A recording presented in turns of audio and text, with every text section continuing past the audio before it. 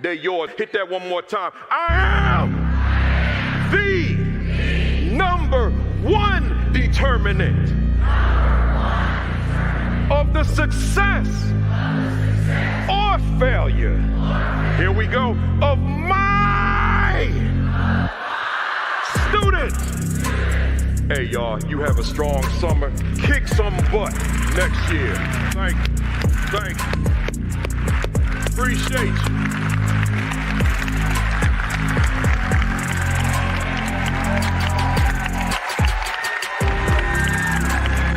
That's the mindset. That's the attitude. Love you guys.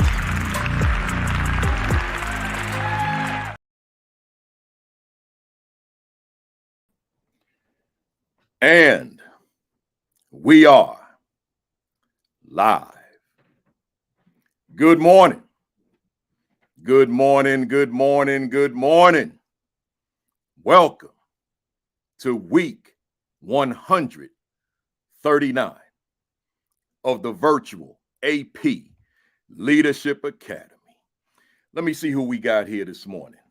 Let's see. We got John Few in the building, Dan Clement in the building, Grace Castaneda, Rodney Richardson, Takesha High, Marsha Poe, Demetrius Scott, Superintendent Peter Finch, Casey Washington, Tiffany Curry, Arcella Austri. Let's see, Principal Dot McKeever Jeter, Demetrius Scott, Kendrick Thomas, from KTV, yes, sir. Otis Kitchen II, Principal Otis Kitchen II, Raquel Squall, Lysandra Brackens, they're all in the building. We got Principal Terry Blackshire Scott in the building, Cynthia Brewer, Gina Driscoll, Jocelyn Nelson, Yolanda McKinney, Lewis Saunders in the building. Vicky Gallman Baxter's in the building. Suzanne Elizaris Adam in the building. I probably messed that up. I'm sorry, Suzanne. Vincent Taylor in the building. I saw you last week on Unlock the Middle, Vincent Taylor. Radhika Dinesh is in the building. She's out there in Australia, man. Let me tell y'all something, man. I keep telling you, we're not just national. We're international. It's folks watching from all over the world. Know that. Let's see. We got Rashard Davis bringing the heat from Vegas, but you freezing out there too. You see I'm rocking a hat, man. It's 9 degrees here in Jersey. Now it's not 9 in my house. And my wife said, "What are you wearing the hat for? It ain't cold in here." I said, "Hey, I'm just going to symbolize what's going on out there. I should put the scarf on, right?" We got Jasmine Harris. There's the queen right there. Kimberly Broughton Kafele in the building, asking me why I'm wearing this hat, man. We got Mary Felton in the building. Professor Sherrod Lamont Laws, Muriel No Nonsense is in the building. Dr. Sheikah Houston. I hope y'all checked her out along with Dr. Tammy Taylor this morning at 10:30. Every Saturday morning at 10:30 Eastern Time, Facebook Live. We got where we at? Melanie Brady's in the building. Stacy Joseph, Lisa DeBose Walker is in the building. Elle Wood is in the building up there in Milwaukee. I know you cold. We got Principal Tammy Taylor, Dr. Tammy Taylor in the building. Tyrone Turner, Lisa B. Woods Herman. What else we got? We got Principal Michael Benton out there in Cincinnati. Dr. Relia Hicks, Ann Rhodes, Melissa Jones Chunu is in the building. Rashard Kennedy, Edwin Garcia out here in Jersey holding it down.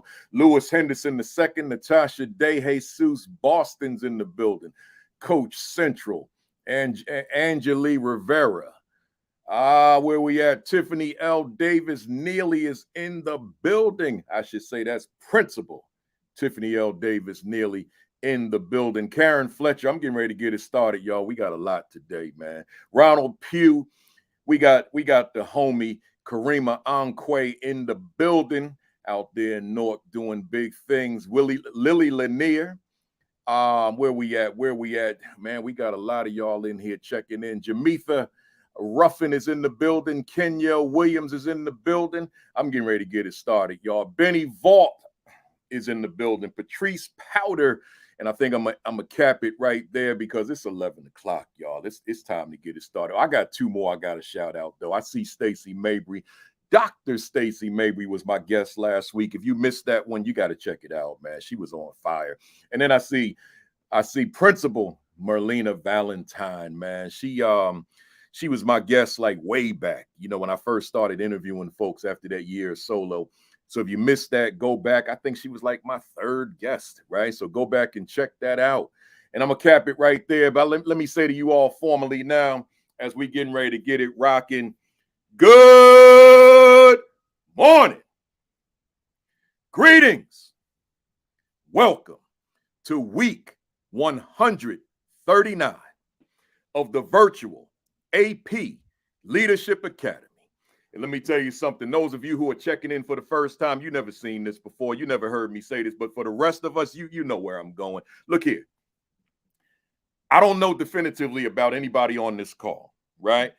But I think I know how you feel, right? And when I say how you feel, not the totality of your emotion, of your feeling, but how you feel relative to your flames, your fire for just coming on this morning. But as I always start off, as the host, in my leadership capacity, I got to let you know how I feel for some very specific reasons. So despite the 9 degrees outside, that brutal cold air and wind outside, you better best believe that I'm on fire.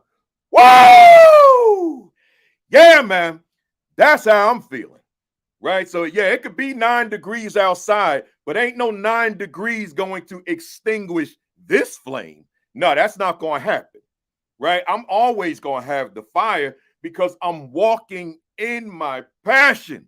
I'm walking in my purpose. I'm walking in my dream. So I'm going to maintain, I'm going to sustain the fire in the work that I do. I share that with you because I'm trying to encourage somebody out there right now. I'm trying to encourage somebody out there this morning to not allow something, somebody, circumstances, situations to douse your fire. You can't let it happen. You got to sustain that, man, regardless of what's happening. If your homie that you've been rocking with forever turned his back on you, turned her back on you, let you down, disappointed you, you still got to maintain that fire. Yeah, it might sting for a second, but once that sting subsides, you got to go, man. You got to go. Hey, y'all, we here. Let me give you my quick commentary. Somebody probably say you just gave it. Now, let me give you this quick commentary, man. My monologue real quick. I got a guest today. I got a special guest today. But my commentary this week, the week forthcoming, right? Again, the week that is forthcoming. Hear me, somebody. Hear me well. Yes, take it down this week. I'll say that first. I'll say it again. Yes, take it down this week. Do that. However, and that's a big however, y'all. However, like today, Saturday, be here with us the whole time, but then take it down. Hopefully you got all your shopping out the way. You ain't got to go out to the busy mall on the last day. Tomorrow, Christmas, you be with your family, take it down. Like, be festive and all that, but you know what I'm saying. Then tomorrow, Sunday, when Monday gets here, like, take it down, but simultaneously take a deep dive into who you were from the beginning of the school year this year to now. Just take a deep dive of self-reflection. Just go deep. Who was I? But then I'm gonna give you 4 layers. Layer 1, self-reflection. She could just say, be present. But then layer 2, self-assessment. Listen, on Monday, assess you. Like, get your pen out and journal this, right? Type it, whatever you use, but journal who you were. I see you, Dashawn. Hotep to you. That's my cousin. So assess you. How was I? Don't wait for the evaluation. You don't need that. If you're honest with the person in your mirror, you're going to get the correct response. But if you're going to lie to the person in your mirror, if you're going to fake the funk to the person in your mirror, then you're not going to get what you need. So assess you. Then think about, what adjustments do I need to make going into the new year, and start journaling that. And then the fourth layer is self-improvement. As you get back, you strive to be better than you were. So then that's Monday. Tuesday, I want you to revisit that. Wednesday, I want you to revisit that. Thursday, Friday, Saturday, then take it down Sunday. New Year. Matter of fact, take it down Saturday. Join me. I'll be on live Saturday with Stan Tall, Steve Bowler. Me and him going to be on together next Saturday. So join us Saturday. So I'm saying Monday, Tuesday, Wednesday, Thursday, Friday. Go into some deep self-reflection. Go into some deep self-assessment. Write down the adjustment. And then you work toward that improvement when you walk back into that building, right? So I'm not going to make no book recommendations and all that kind of stuff, because I know it's people out here that need to take it down. But don't sleep on self-reflection, self-assessment, self-adjustment, and then self-improvement when you get back, right? As Melissa just said, reset, right? Let's go. Quick announcement. Shout out to the New Heights Academy Charter School in Harlem, New York City, man. The leadership particularly. I spent some time with them the other morning. We had a good time, man. If anybody from New Heights Academy Charter School is on here, shout out to you. Reveal yourself in the comments so I can know you're here. Welcome to the first timers. Glad you're here. Don't let this be your last time. Let it be your first time, right? And then you can go back and binge watch the previous 138 sessions that we did. This is week number 139. I have not missed a week, right? I did this on Christmas last year. I did this on New Year's Day last year. This year, it's Christmas Eve, New Year's Eve on Saturday. Man, them holidays don't stop me, right? I did this while I was on a cruise the other week. Man, nothing stops this. This goes on despite whatever, right? Where we at? Real quick, y'all. The books that accompany the Assistant Principal 50, the Aspiring Principal 50 that accompany this broadcast. If you don't have a copy, get yourself a copy. Go to Amazon and order a copy. And maybe that'll be your own gift, Christmas gift to you, holiday gift to yourself. Everybody doesn't celebrate Christmas, your own holiday gift. But while you're at it, get my newest joint, man. The Equity and Social Justice Education 50. Get your copy, right? Get your copy. And then where we at? I'm rocking the Indianapolis Stars. You know, always Negro Leagues, man, unless I wear some major league stuff every now and then. But we rocking this, man. Indianapolis Stars. That's it with my announcements. Hit that share button, somebody. Hit that retweet button. Let them know we are here. I got a special guest in the building. He's down in Mississippi. It's about 14 degrees there. It's 9 degrees here in Jersey, but it don't matter. We good, man. We bringing the heat. So with that said, let me get him on up here. Man. I got the man, the myth, and the legend. I got Dr. Tommie Mabry in the building. Yes, sir. Yes, sir. How you feel? Oh, I'm excited, man. Listen, you already got me. I'm backstage. Like, let me go. Let me go. You already got me on that level. So it's over. It's up from here, though. It's up from here. It's here. Hey, folks, man. I got a powerful guest here. And he has a powerful bio. I got a little video I want to show. I got a lot of stuff, and we're going to get into it. So, like, I don't know what your day is like today, what you plan. Just plan to be with me for maybe a couple hours. I don't know, right? And then go on with the day. Watch your football, whatever you got to do. But let me tell you about Tommie for those of you that don't know. Dr. Tommie Mabry. I'm gonna read it fast, y'all. So buckle up. Dr. Tommie Mabry is a renowned international speaker, nationally acclaimed educator, published author, authoring books like A Dark Journey to a Light Future, a memoir. His story is his trial, success, and service.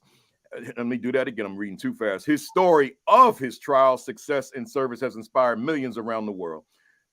News of Dr. Mabry's achievements instantly went viral, breaking national headlines. Dr. Mabry has appeared on USA Today, PBS Network, BET Soul, and so much more.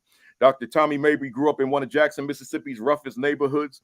Trouble followed him everywhere before and after fifth grade when he was arrested for breaking into state fairgrounds. The state fairgrounds. After that arrest, he was suspended or expelled from several schools due to his behavior. A judge once prophesied that in 5 years, his attitude would either get him killed or incarcerated. Tommie grinned at the judge, who did not know that the monster lurking within him was fueled by the prophecy. Things started to change for Tommie when he joined an AAU basketball league. I got a dog in the house, y'all. Get out of here. Basketball league that traveled around the world. He was the first person in his family to graduate from high school when he crossed the stage at Bailey Magnet in 2007.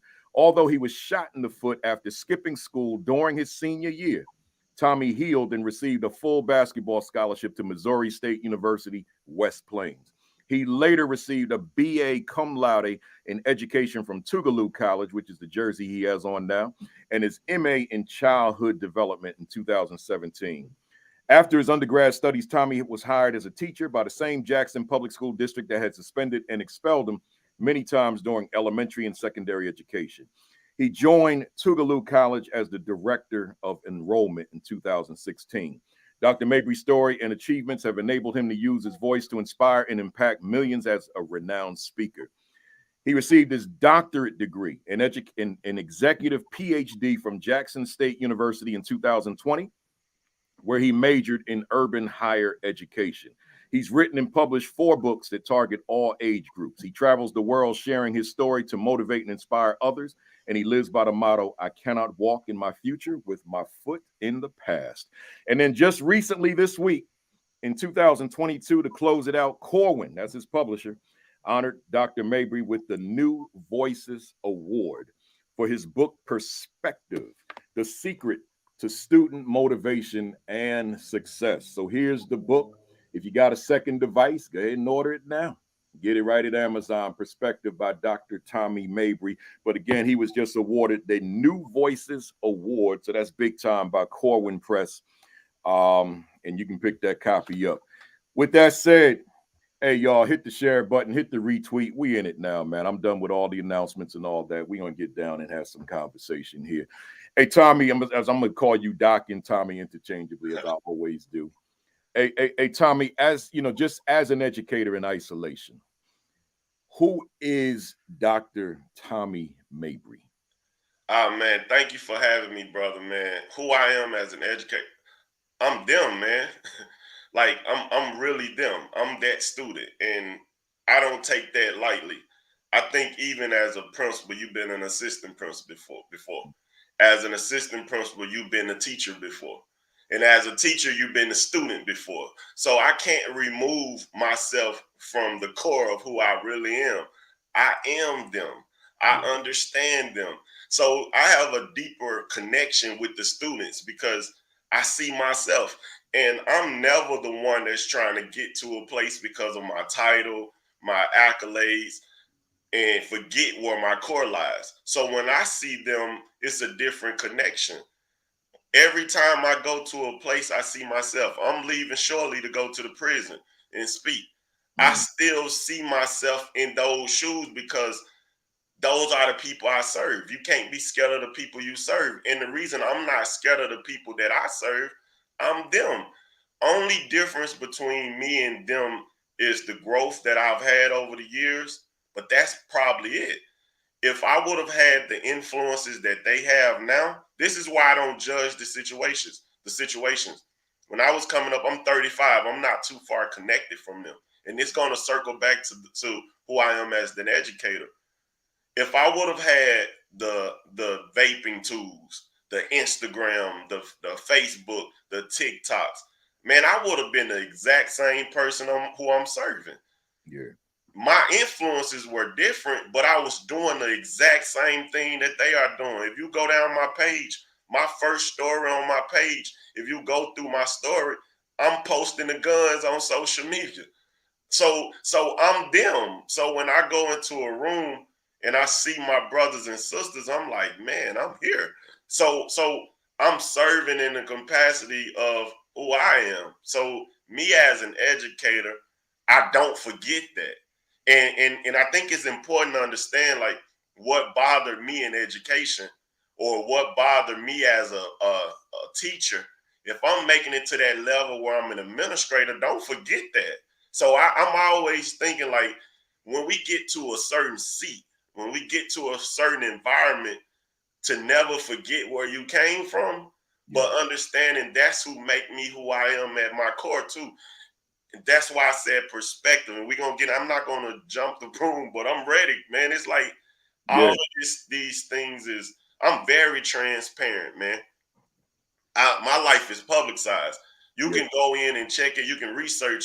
This is who I am, and I'm okay with this guy. I'm not trying to cover up who I am. I could have put a shirt and tie on today, but this is like I'm okay with this guy. I'm Yeah. my best Right. version, and Right. when I see them, I see the version that they could be. So I'm that as an educator. I'm that as a speaker. I'm that as any realm I'm in. I'm that person. So my connection with them is different. I love it. And you know, when a lot of what you said resonated with me. You know, and you said it. You were once a principal, and I still see that guy when I look in the mirror. You said you were once assistant principal. You were once teacher, right? And then going beyond, I was what I was before I was an educator. But then here's the point that really hit me when you said that. Most people in the world that know me know that I wasn't born with this name. I changed it in 1984. But in 1980, with the old name, I walked past a tattoo parlor. And this is before people were wearing tattoos, particularly in the African American community, young people, right? And I walked past this tattoo parlor and I said, can you tattoo my name right here? So they did.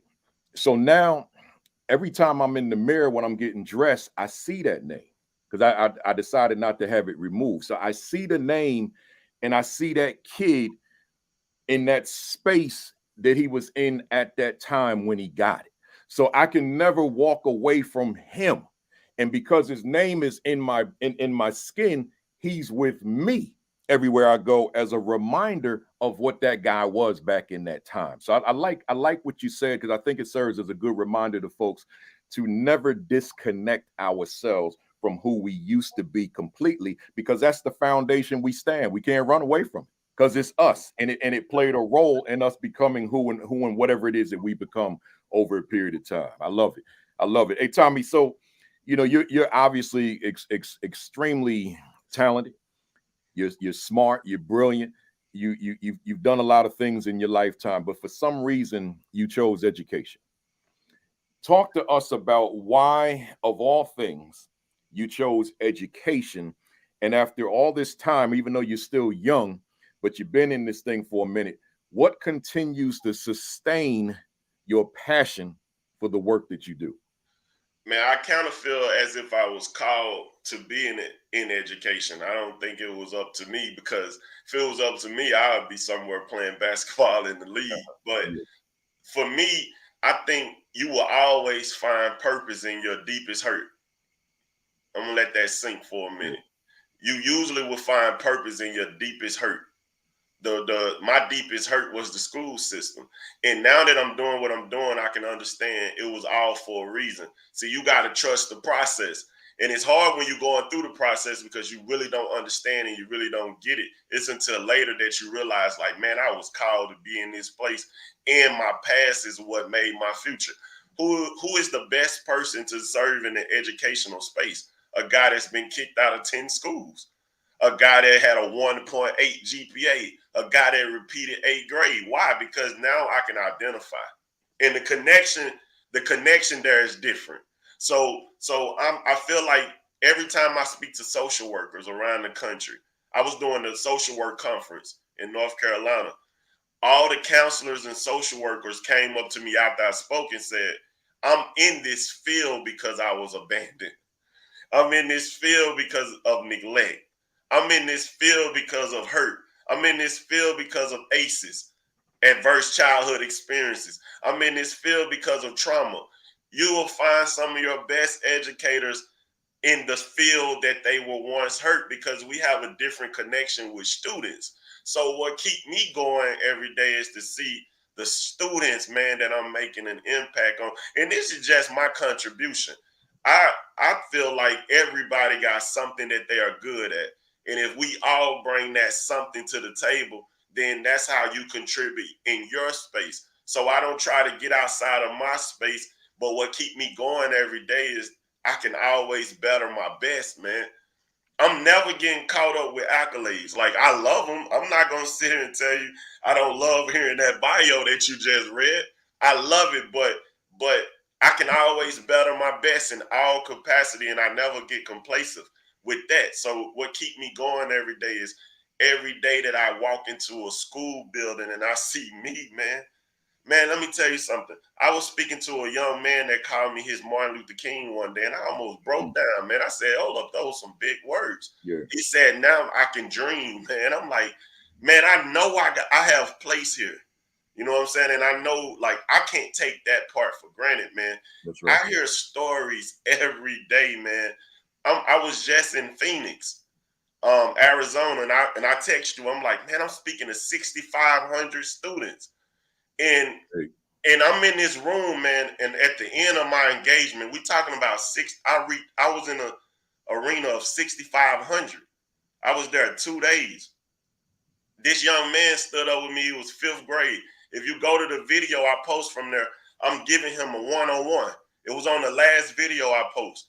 He stood up, man, and he told me, he said, 5th grade. He said, my mom is battling drug addiction. My dad died when I was young. He said, man, my house burned down a few days ago. He said, I have nobody, man. So when you ask me who I am as an educator, I'm his father in this arena. I'm his brother. But what I stood up and told him, I said, you are stronger than me. Go look at the video. I said, man, you stronger than I was. I said, man, you have a gift. You stood up in front of 1,500 of your peers and told me what you was battling in the 5th grade. Wow. Man, that's bravery. That's courage. That's man, right. That's why I do it. That's what keep me going. Every day that I'm in those environments, man, I was in a prison cell talking to a young man who thought his world was done. And I had to tell him your circumstances doesn't determine your future. You messed up. But look at my life, and I try to use my life as a demonstration. I try to use my life as a reflection. Dude, I'm here with you. I get it, but that's a real place. And let me tell you this. Why is it a real place for me? You said, what keep me going? Man, hurt children grow up to be suffering adults. Yeah. Let me let you digest that, because it's hurt children grow up to be suffering adults. Mental health is real. Like, let's get this understood. If you ask kids and people who ask adults now that's going through stuff, they would tell you where it came from. Man, my background, the house I grew up in, the environment I grew up in, I'm still battling it without the right support, without the right help. Then those children grow up to be adults suffering with it, and it's different when you're an adult, because now the influences are different. You have responsibilities. You're a father. You're a husband. You have all of these components and variables that make it harder. So if we can reach it while it's young, man, that's why I say the best thing we can do is invest young. Yeah. When you invest young, it's a certain group right now that's already have a perspective and develop something, right? But our younger kids, their brains are still developing. That's why I love doing K-5 work, because we have a chance with them. So that's why I'm always motivated in this space. I love it. You know, Tommie, you said a lot, man, and there's a lot I want to go into, but I got so much on my script that I got to be conscious of time. So I'm gonna say this to you. I've said this on this platform before. Somebody probably heard me say it before, but it's worth repeating. When I became when I became a principal, I put all these plaques on my wall. And a principal, a veteran principal, Dr. Steve Cowan in East Orange, New Jersey, he came into my office and he said, Kafele, those plaques are going to take themselves down one day. I said, Doc, I worked too hard, man. Ain't no way in the world. He said, trust me, they're going to take themselves down. Let me tell you something, Tommie. Let me tell you something, folks out in the family here. All them plaques took themselves down. All of them, right? And let me explain what that means for anybody that missed it. You said you got to be better than your best. That's what you said, Tommie. Well, those plaques represented things I accomplished in the past, which had no influence on what I was doing in real time in the present. So I got to a point where I said, okay, I did that. Plaque is 5 years ago. That plaque there, that big teacher of the year, whatever it was, that was 10 years ago. What that got to do with these kids sitting in this school right now? Right. So I said, I don't need these plaques no more. And I don't need the validation. Right. Them kids are not judging me on the plaques on my wall. They judging me on my interaction with them every day. Right. Them plaques came off my wall and wasn't nothing there but a white wall with paint. See, because it speaks to what you said. I gotta be better than my best. That was my best in the past, but that ain't my best now. Like right now, I shouldn't be saying this publicly because some folks that gave me plaques might hear this, but I have over 150 plaques that I've achieved over the years. They in closets. They're not on my walls. The only thing I got is these little glass things that you can't see on camera. Someone said, how come you don't have them on camera? I said, I don't need people to see them, right? But my plaques are in boxes. They're not on walls because it's old stuff, man. It's not speaking to where I'm going. So enough there. Let's get back to it. You know, Tommie, a lot of times it's easy for us to look at people who are successful, who have talent, who are hardworking, who do the things they do, and say, wow, I want to be like that person. But what they lose sight of are the ingredients that went into making that person who that person has become. So with that said, I want to show a quick video. And let me. I don't show videos a lot, so sometimes I gotta move slow. I'm 62. I ain't as sharp as you are, but let me see. Can I get this thing going? I practiced this morning, so I think we good.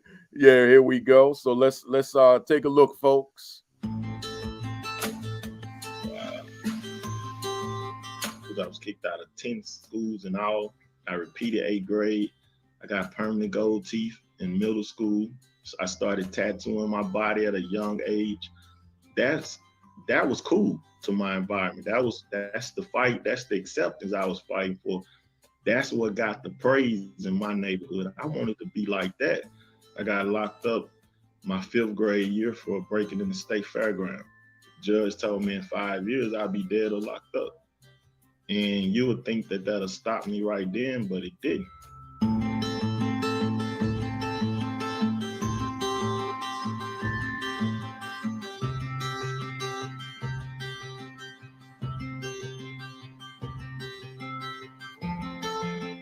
I was fighting for acceptance. You was lame in my neighborhood. If you pulled your pants up, sad to say, you was lame in my neighborhood.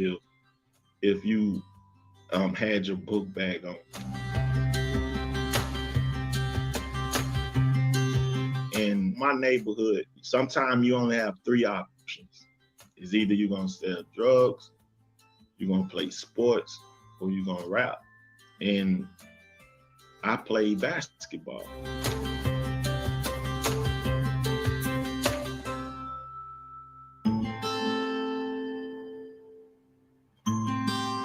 I was ranked in the country. I was getting recruited by all these colleges. In second period, 10 o'clock, freak accident. Only if I'd have stayed in school. I walked out to school in the neighborhood with my friends and got shot in my foot. When I got shot, nobody came to visit me. I laid on that bed by myself. And everything in my mind was just telling me, like, everybody supports you when you're at your highest.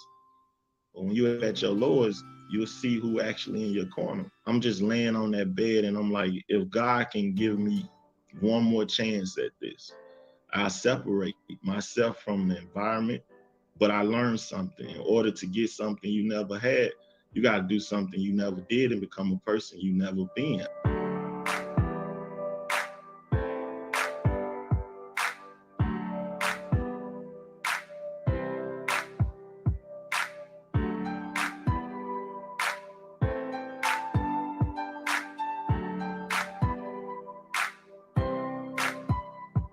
I look back at that 8th grade Tommie.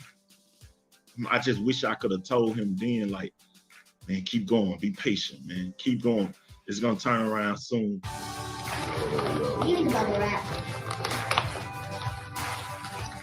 No. Yo, Wait. Don't open it yet. Man, I'm sorry, man.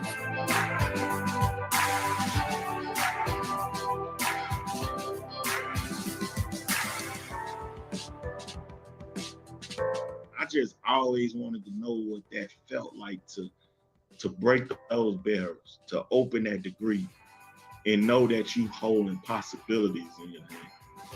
Give me the bubble wrap.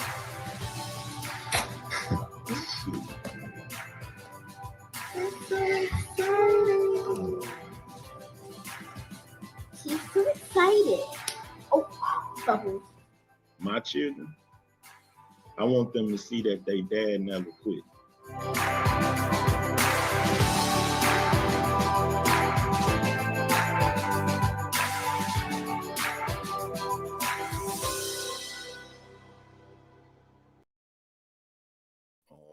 All right.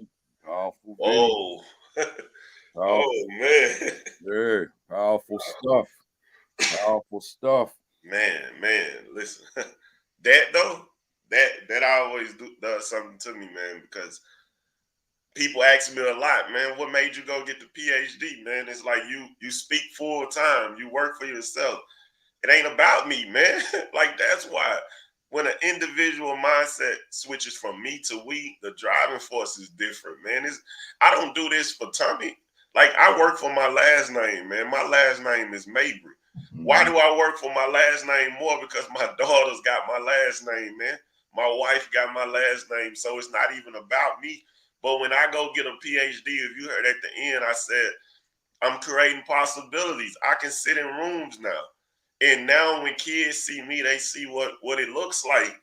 Now they feel like I don't have to just rap or play sports or sell drugs, because where I come from, sometimes those are your top 3 options. And I get them, because some don't feel like they can make it in nothing but rap, sports, and drugs. So I'm opening up an avenue and I'm widening the screen and show them, man, I can't just talk about this, man, because it's one thing I go to your school and I tell you, man, you could do this, never do this, never.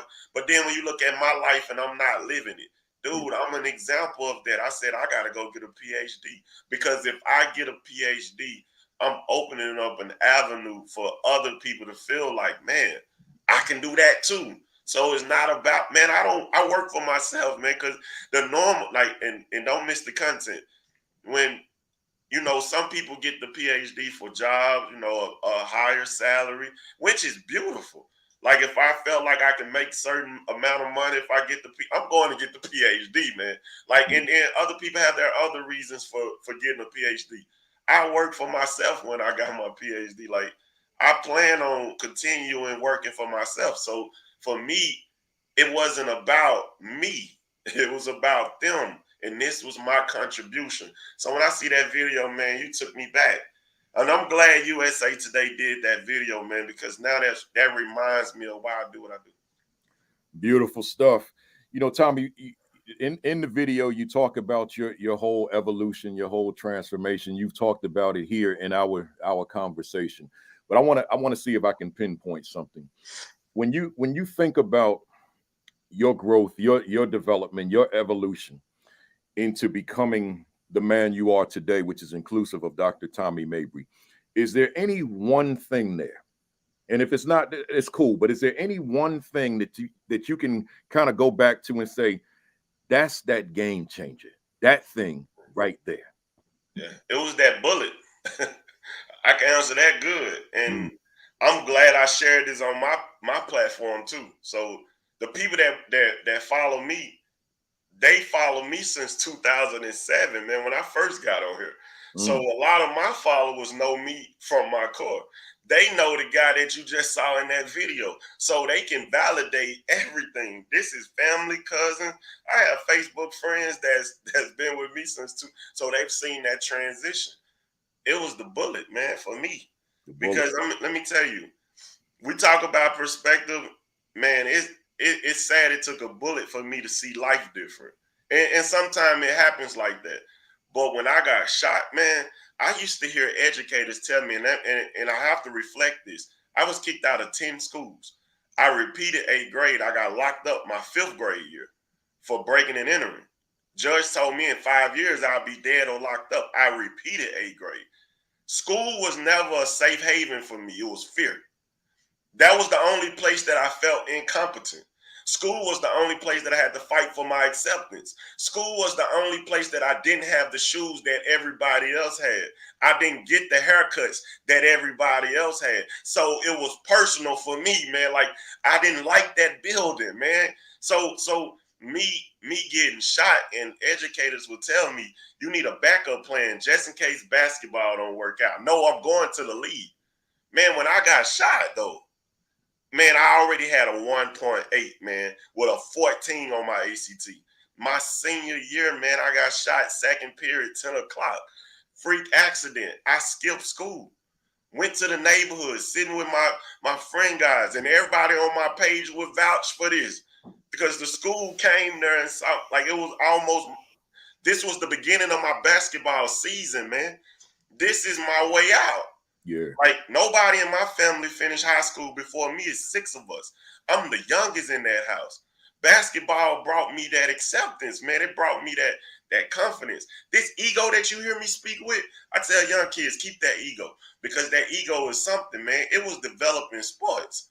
Like that basketball mentality, when you tell a person, man, I can beat you, you're going to tell them, let's go.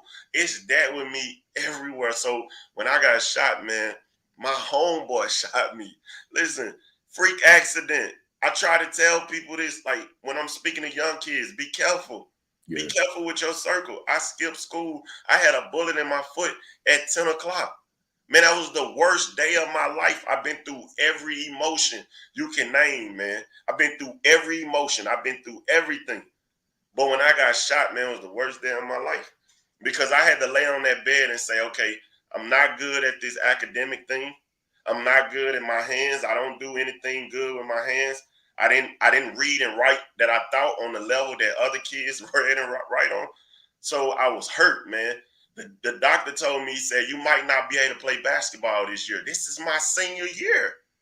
I had colleges flying in telling me they wanted me to play basketball for them. You would be the first person, dude, to break that cycle, to break those generational curses, and you messed it up. You blew it. Man, you know how hard. Listen to me, man. Do you really get it, man? I'm from them. I'm them. Man, only difference between me and those cats that's messing up every day is the circumstances. I'm no better than them in that prison, man. I'm no better than them. Man, I laid on that bed and I said, man, all my scholarships got revoked. It's in my book, A Dark Journey to a Light Future. Go look at it. They was revoked. Not only did I have a 1.8, I had a 14 and I've been shot. So listen, I got shot in the same foot that I jump off. I'm getting recruited for that foot. I jump off my left leg. Man, I laid on that bed and I just dreamed that bullet hit my foot. I'm a standout ball player. I'm ranked in the nation. Man, I was at my biggest, that was the biggest hurt of my life. But that fight that's in me, I was able to get back on the court. And I said this, man, if I can get back on that court, and these are my words then, if I can get back on the court, if God can bless me to get back on that court, I'm separating myself from everybody. And in order to get something you never had, you got to do something you never did and become a person you never been. You can't be who you used to be and who you inspire to be at the same time. Tommie, it's time for you to do something different. Everything I touched, I damaged. So when you see this guy, man, you see opportunities. That was the determining factor. That's that turnaround point. Because when I was able to get back on the court, I said I would never say that again, because the doctor asked me, said, what are you now if basketball stopped today? I told him nothing. I'm not giving that answer again, man, because I heard people tell me I would be nothing. Yeah. But when I told myself, it was different. So that passion you hear me speak with, man, it's aggressiveness. I'm almost sweating. It comes from a place. And that for me is what was the determining factor of who I am today. That's why I don't ignore my past. That's what you see now. Yeah, I love it. You know, Tommie, I left this one up here. Ohio Girl Jones, he won the title again. A Dark Journey to a Light Future. Once again, A Dark Journey to a Light Future, a memoir. You can get that Ohio Girl Jones and everybody else right on Amazon, along with the new book, Perspective, by Dr. Tommie Mabry. Hey, Tommie, let's go to the schools now and get to this topic. Y'all, we've been in intro mode, y'all. Don't y'all go nowhere. Intro mode. It's 46 minutes. Yeah, we still in intro mode, man. Let's get into it now. You know, Tommie, and to everybody out there, there's a whole lot of young Tommie Mabrys across America, right? And they're not just Black boys. They're white, they're Latino, they're Native American, they're Asian, they're everybody. There's a whole lot of young Tommie Mabrys across America in America's classrooms. And coupled with that, there's a whole lot of educators, but I'm gonna focus it on the leadership since that's what we are. There's a whole lot of APs, assistant principals and principals, who are saying amen right now, saying yes, because I have young Tommie Mabrys in my school and I don't know what to do with them. I've run out of ideas. I don't know what's going to save this youngster, that youngster, whatever the case may be. So my question to you, or my statement to you, Tommie, what message do you have to those leaders who are watching now live or will see the video later on, who know they have young youths, but are at their wits' end, don't know what to do with them anymore? Man, I use the acronym SPED, and I love special education for a lot of reasons, but the acronym doesn't have anything to do with SPED. But the S, you got to see them, man. Listen, see them. The S, see them. The P, you got to provide for them. Hold up, y'all, write this down, y'all. Okay, let's do this because I need this one. You got to see them. You got to provide for them. You got to encourage them and direct them. It's the SPED acronym. The S, see them. P, provide for them. E, encourage them. And the D, you got to direct them. It's something about when you see a kid, though. Let's touch on that. Not looking at them, but see them. When you see them, you see within. You see the potential. You see what he could be with a little help. You see that. But the P, provide for them. I'm not talking about money. I'm talking about providing a space. Listen, when they gave me a basketball court, you provided a space to engage me. Because if you can't engage him and you can't get his attention, you can't hold his attention span long enough. So you got to provide his need. If he good with his hand, if he can draw, if he good, if he artistic, if he can sing, providing a space for me to operate my gift in. Because if you see them, provide for them and encourage them. It's something about when you encourage me. My 6th grade teacher, she would tell me every morning, you will be amazing today. And I'd be like, no, you're doing this too much. But I'm 35 years old and I'm talking about my 6th grade teacher. You hear me? Melissa, how you doing? I just saw you come up. Black Educators Rock. Let's keep it going. But it's something about when you encourage them. I'm 35 and I'm talking about my 6th grade teacher. She told me I would be amazing every day. That's something. It's called activation over education for me. You got to activate, then educate. When you get a debit card in the mail, let me explain something to you. You can't use that card until you do what with it? I just want to see somebody write it.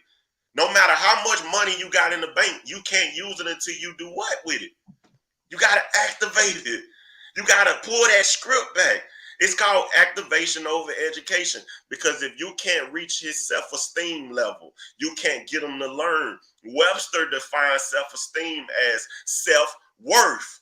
That means if you can't reach that, my essence, you can't reach my apex. So you got to encourage me first. You got to, and that's what she was doing, and I didn't even understand that. So you got to see them, provide for them, encourage them, but this is the one, you got to direct them. Certain kids don't know that they can reach this certain height. A lot of kids, they have had other people to give up on them. So their trust is different from the normal kid. So if you can reach his self-esteem and you can get them to learn, you got to direct them. It's like a bow and arrow for me. When you pull it back, you got to aim it in a direction that you want it to go. You got to aim them in the direction. They've never seen it before. As educators, you could be the one that spark change. You could spark change from that seat. You know why I love teachers and educators? Listen to me. Nobody sees the student more than nobody spend more quality time with our kids more than the educators does. That's right. Let me explain that. I'm talking about quality time. That's why I tell parents, you should be the teacher's biggest advocate, because she raising your kid. Let me break this down. Let me simplify this to the smallest term so you can get this. I see my daughters in the morning when I'm in town, maybe from 6 to 7. That's 1 hour. And my kids got to be at school. I pick my daughters up. My daughters got gymnastics, ballet in the afternoon. By the time they make it home, it's around 6 or 7. I see them again for another hour or two, maybe, and they go to bed. I see my kids almost 2 or 3 hours a day, and you see my kid almost 7 to 8 hours a day. That's why parents should be those teachers' biggest advocate. They spend intimate time. And that's the difference. You pulling a 40-hour shift with my kid. I'm almost seeing my kid almost 15 hours a week if you look at it from that perspective. So when you ask me, let's go back to that question. Be the best you in that building. All of this is perspective. That's why I wrote it. It's something about perspective that I love the most, because that's a real place. And what makes us different, our differences come from our perspective. And I'm glad you did the forewords to my book, you and Pedro, right? So I love the fact that Nagaro and you did my forewords, man, because I look up to you guys, right? But perspective is a different thing, because perspective drives effort. The way you view what you do going to determine how you do what you do. But what makes me different from everybody on this call, on this live, is our perspective. It's not that I'm right and it's not that you're wrong. It's just that we see life different. I can understand you and not agree with you. It's not about, listen to what I just said. I can understand you, that's empathy, the ability to understand. I can understand you and not agree with you, but understand me from my perspective is a real place. So when I started writing this for educators, perspective is your morals, your beliefs, your values, your lived experience. You can't shift a kid perspective until you can understand it first. You got to understand him from his perspective. Why do he say school is not for me? Why do he feel like Y equals MX plus B can't get me one step closer to my dreams? That's a real place. Don't ignore that. It's not that he's wrong. Understand what his perspective is made of. His perspective is his outlook on life. So if you want to, his mind is made up. So in order to enhance his perspective, you got to enhance your perspective as the educator, the principal, whatever seat you can construct change from. That means removing your biases, seeing him for something that he could be. Stop thinking in the terms of should. That's one of my first chapters. Stop thinking in the terms of should. He should be on this level. He should be able to walk in a straight line. Why? He's impulsive. How? Because if I walk past you, Kafele, and I see you, I'm going to speak to you. That's my boy. But when you got to put me in this, I'm going to break this down now, because now I'm getting excited about this. Listen. Why do we say school is not for me? What does the normal kid say about school? It's boring, but it is boring. Thinking about what they are comparing it to. This is perspective. Get outside of your own perspective, see it through their lens. Because if you can't see it through their lens, you're not going to be able to reach his apex. You're not going to be able to reach where he operate off. Why do they call school boring? They got Instagram, Facebook, TikTok. They comparing it to something different. So in the morning, I got to walk in a straight line. I got to be engaged for 8 hours. If I get out the box, I get rolled up for not following directions. I got to be quiet in front of the building. I got to be quiet in the classroom. I got to be quiet in the hallways. When we get to the cafeterias, a no talking policy. I'm quiet almost for 8 hours a day. Then when I get home, I got a homework assignment that's almost 3 to 4 hours. And I got to do this every day. And you don't think school boring? Like, to them, it's different. So, but you got to understand that it's not about us, it's about them. Why do they say school is boring? They don't understand why Y equals in. Now, your model kids probably, because there's a different. The expectations in certain houses are totally different, right?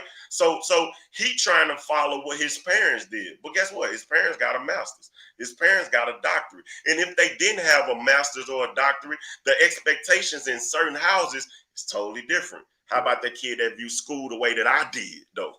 That kid that said he hated school. So all of this is perspective. So it's about enhancing your perspective first. And then you can try to reach his perspective, but it start with us. Man, I was about to go into something, man. Let me get out of it. I got a whole lot of perspective questions coming at you. So you're going to have that vehicle. But before I get to them, let me ask you this. And by the way, folks, hit that share button, hit that retweet button, let them know we're here, and YouTube, hit that like button. Matter of fact, all y'all that got like buttons, hit that like button, let them know, because they've been teaching me about these algorithms. He told you I'm 62, man. I'm a little bit behind the time. So hit that like button so that we can generate even more folks on here. Listen, Tommie, if you could go back into time, literally, as Dr. Tommie Mabry, and you could meet up with young Tommie Mabry, along with his principal or assistant principal, so the leadership in the building. Here you are, you as you are in real time right now, meeting up with young you back when you were young, but there's the leadership.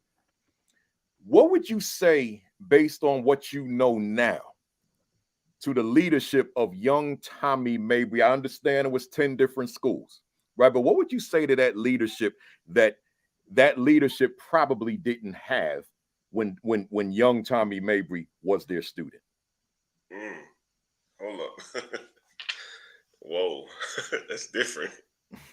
Ooh, that's different. I try to be different. Wow. It's interesting because the Dr. Tommie Mabry and Tommie Mabry as a kid, I think they are still almost the same. But as the leader, I would take the approach as in, I would be more visual in his everyday, like his parenting, because I think a lot of this stuff started at home first. At times, I wouldn't be more about what happens in his school. I would be more concerned about his transition from home to here, because a lot of situations and I do a lot of parental engagement. Man, I cannot not put the responsibility on parents. Man, that is somebody's son that I see on the news. That is somebody's daughter. That is somebody's niece. That is somebody's nephew. That is somebody's neighbor. I'm like, man, it starts with the community, man. Like, as a leader, I would try to enhance the community part of him, the ecosystem around him, right? They say it takes a village to raise a child, right? Mm-hmm. Well, what if the village corrupt? Yeah. Let me adjust. They say it takes a village to raise a child, but what if the village corrupt? Because now you got to look at what's raising our kid. But the leader in me, knowing I only got him for a small window, man, in this building. But I got to follow him home. You know what I love about the older generation, man? When they said it took a village to raise a child, they believed that. Like, if you get in trouble, and I'm going to show you where this quote came from. You could get in trouble back then before you make it home, the Sunday school teacher. would already give you a whooping. That lady at that corner store would already give you a whooping. And I'm not asking you to whoop your kids, but I'm talking about the accountability. Then when I talk to older people and they say, man, when I was growing up, man, I couldn't do this and do that. Why you couldn't? Because the village embraced us. We understood that I only see my kid a certain amount of time a day, but when he leaves my house, I need you to hold my kid accountable. I need you in the community to hold because I can't see him. And that's a different mindset, because if you do anything now, social media, the news, and I hear parents tell me this, man, don't tell me how to raise, not me, but I'm just hearing this in general. They say, don't tell me how to raise my kid. Man, why not? Man, I have 2 daughters, 9 and 5. If you can help me with this, please do. Because I'm not going to be perfect. You can't be a perfect parent. You can be a present one and an effective one, but I need help. So I need the village. I need the village when I go out. So as a leader, my first thing is to tap into his environment, his influences. And I would tell him, as the doctor and him, man, keep fighting, boy. Keep fighting. Man, you're going to be this in a minute. But it's hard to tell them, because in the process, you got to trust the process. And as kids, they don't see it. They want limited gratification. They want it right now. They have a right now mentality. So it's harder for them. But I would try to take that approach. We're not even talking about curriculum. We're not talking about lesson plans with this kid, because every kid is different. You can't take the approach that you would take with Tommie with him. No, we see life different. But I would go home first. I would look into what he's surrounded with, what kind of help. I'm looking at his shoes. I'm looking at his environment, because I know if he don't get a haircut like everybody, he's gonna act that way. I'm looking at his clothes. I'm looking at his shoes. Man, confidence drive performance, man. How he feel when he come in that building. He don't want to tuck his shirt in because he don't have a belt on. So I'm looking at, where is his belt? I'm looking at, because he's not gonna do, man, he live in an acceptance world. So the polished me, I would say that's the word for it. The polished Dr. Tommie Mabry would go back and I'll look at those components in Tommie. Wow. That's good stuff. Let's keep moving. You know, Tommie, you wouldn't know this because I never told you, but one day I didn't tell you. Well, maybe I did tell you. One day you called me and I called you. This is in the meeting, the thick of the pandemic, right? Stay at home.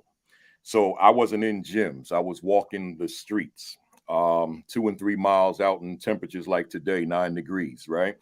And I called you right before I got to my starting point, and you proceeded to tell me about this new book that you had coming out, Perspective. It wasn't out yet. You were working on it. And you proceeded to break down what you meant by that, right? And I'm standing there and I'm listening. I didn't want to start walking because I was trying to process everything you were saying. So here you were talking perspective and breaking down what's going to be in the book and how this is very unique from what else is out there, and it's going to benefit a lot of people. So then ultimately the book comes out. You bless me with writing one of the endorsements and so forth. So with that, I think as a leader all the time, as you notice some of these questions I've been asking you, and I asked you just now about what you would say to young Tommie's principle. But based on what you have shared, ultimately became content of the book. There are assistant principals on here right now. What do assistant principals need to hear beyond what you've said thus far about perspective as it relates to making those connections with young people who are not performing to their potential? I think with the assistant principal, this worked best, because when you think of a school realm, the people that the assistant principal is more in contact with, the staff, the students, the parents, it's more kind of interior, right? They deal with everyday situations. They deal with the everyday student and his parent. Because the principal sometimes he everywhere. Like, I know leadership, like he got to deal with the press, he got to deal with this, he got to deal with downtown, he got to deal. But the person that really run the school, come on, like that's really on duty. Not saying that don't miss the content. because Yeah. this is a team effort. This not tennis. This is not bowling. This is not an individual sport. This is a team effort, right? But the assistant principal can really construct change because you're right there with them, right? It's your perspective first, though. You got to understand what you're going into. You have the position to lead. And this is what I try to tell administrators, right? You don't manage, you lead. That's two different spirits. You don't manage people, you lead them. You manage inventory. You manage the data. You manage, but you lead people. I got that concept from I was speaking one time. And this assistant principal and the student, and the staff came to me and they said, man, our principal, he the kingpin. And I'm like, the kingpin? I'm like, why y'all call him the kingpin? I'm like, he sell dope or something? Shay was like, no, he the kingpin. He said, and he told me, he said, I write him up. I'm like, man, you write them up. And I said, you very excited about that. I'm like, that only build tension between you and your staff members. I said, why you are so prideful on the fact that you're the kingpin? I said, in today's time where you have a teacher shortage here and there, you should be the teacher's biggest advocate. Like, they are on the front line with you. If this school fail, they don't move the teacher first. You believe something? They don't get rid of the teacher. They get rid of the administrating group. So as the assistant principal, man, it's an identity you got to have too. Because it's like, when you're in a position where you under a person, you begin to embrace their characteristics, right? And I get it from both point of views. You got to be a follower in certain situations. I'm a follower in certain situations because I think I got to look at people like you that set the blueprint. I got to learn from that. So I get that you got to learn from the principal, but you're the eyes for what he can't see. So being able to construct change from that assistant principal spot is where I think it's the meat of it. And I kind of think that's why you wrote the book for assistant principals, because I remember hearing you talk about the reason behind writing that. Because a lot of those assistant principals don't feel like, oh, this is not my building. It is your building. First of all, it is your building. Yeah. You are the eyes for the guy that's running or the lady that's running the building. So you can construct change from that seat. So that's what I would say. Love it. You know, Tommie, this word, I want to stay with perspective. And when I think about that word, I'm thinking about it right now in real time in terms of its meaning in its simplest form. Point of view, vantage point, outlook, right? So when I think about that in the context of your purpose for writing it, I reflect back on me as leader, my own leadership perspective. And I think about the fact that I led in 4 different schools, 4 very different schools, which forced me, which compelled me to take on a different perspective, to use that word, with each building I led, because the student population was so different in all 4 and the environment was different. So I had to take on a perspective that would allow me to be successful as their leader. So I got a 2-part question. The first part is to the audience. And I want to ask the folks on the call right now, and those of you who will see the video later, do you have a leadership point of view? Do you have a leadership vantage point, outlook that drives your leadership, right? Or is your leadership just generic? You just go in and lead. See, so for me, I got to look at specificity and realize that I can't be the same person for every population of young people. So with that, that's just a question to the audience to just reflect upon. Do you walk into that building with a leadership perspective as it relates to connecting with your students, and particularly those underserved and marginalized students, right? So the part B is for you, Tommie.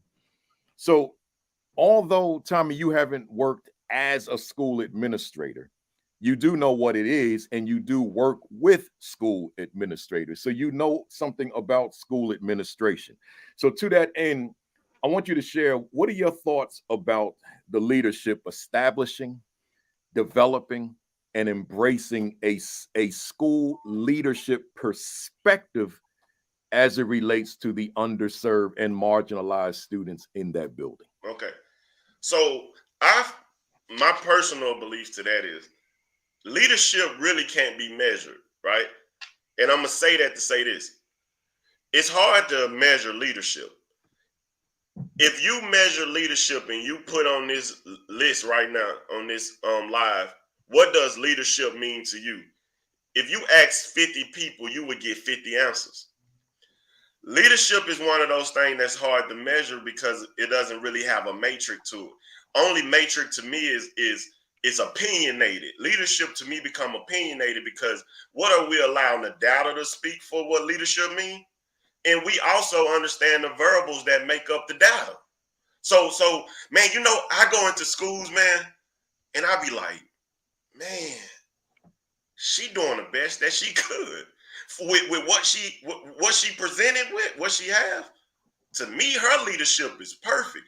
But do you see what she fighting against? Do you see the infrastructure around her? Is it fair to say that because it's still a failing school or district, her leadership is not being come on now. Like when we break down leadership, it's hard to measure leadership because to me, I'm doing a great job. To you, I'm doing a great job. To some of my coworkers, but if we leave in the matrix to the data, if we following a certain, what does the data say? That's the first thing. What does the data say? And I know why we use data.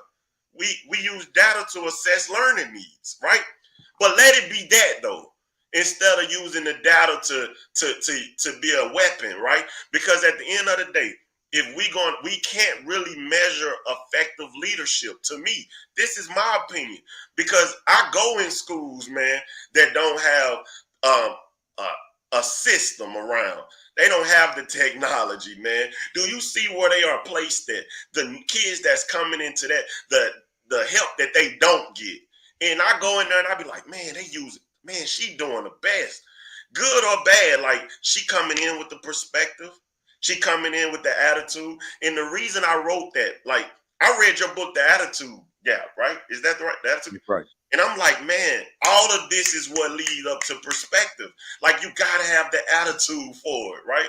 But for me, it was more about, okay, I understand that if I ask you right now, what does leadership mean to you? You're going to give me your breakdown.